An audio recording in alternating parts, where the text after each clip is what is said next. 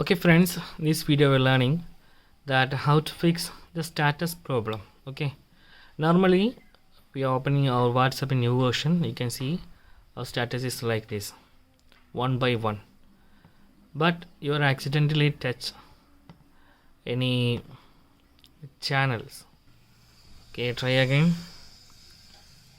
We just select join to this Start Sports India.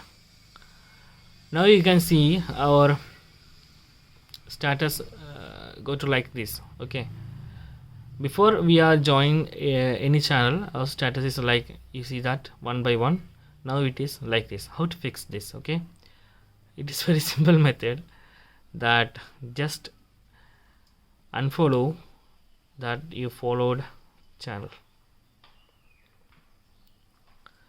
Okay, like this, unfollow and go back your status like this, normal.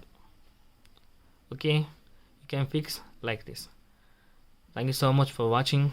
Have a nice day. Bye bye.